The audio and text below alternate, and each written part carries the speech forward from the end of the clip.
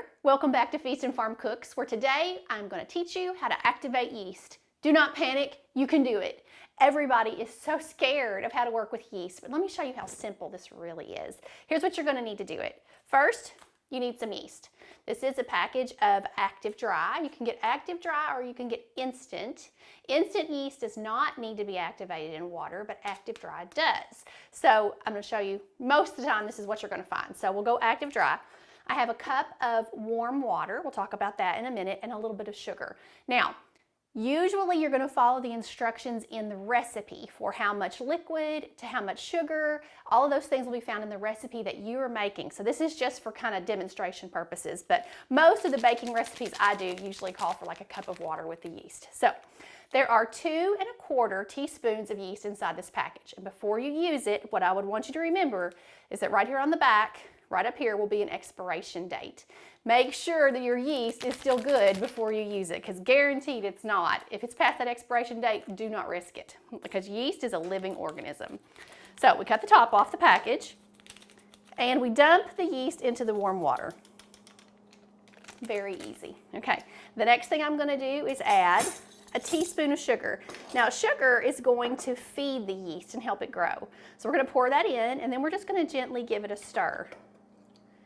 And holy cow, that's all. What are we going to do with ourselves now? Actually, you're going to let this prove for just a little bit. You need to make sure that your yeast is alive. So once you've got it in that warm water, and a note on the water, don't make it too hot. So people say, you know, my yeast didn't do anything. You did one of 2 things. Either your water was too cold and you didn't wake it up, or it was too hot and you killed it. So all you do is, what my mama always said was lukewarm. So make sure it's not ice cold, make sure it's not burning hot.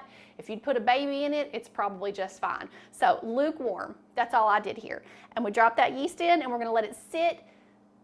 It's gonna vary. 5 minutes, 10 minutes. I have had yeast that took as long as 15 minutes to come to life for me, but I'm going to move a camera in really close and I'm going to show you exactly what this yeast looks like when you know it's live and safe to use. So I'll be back in just a couple of minutes after it starts kind of moving and changing, and I'll show you what it looks like. Be back in just a second. Okay, so as you can see, there's some stuff going on back here. If you watch, see all the foaminess that's kind of coming to the top? That's exactly what you want to have happen. So when you see that, once you see that starting, you know that your yeast is alive and it is ready to use. See that our yeast is alive and it's ready to go. And once you see that, just follow the instructions in your recipe to continue to use that. That may be adding it to flour, it may be mixing in room temperature eggs before your next step, but just follow the instructions and you'll be good to go. Good luck with all your baking, and I can't wait to see you back here again soon. Don't forget to subscribe to Feast and Farm Cooks here on YouTube, and I'll see you later. Have a great day. Bye.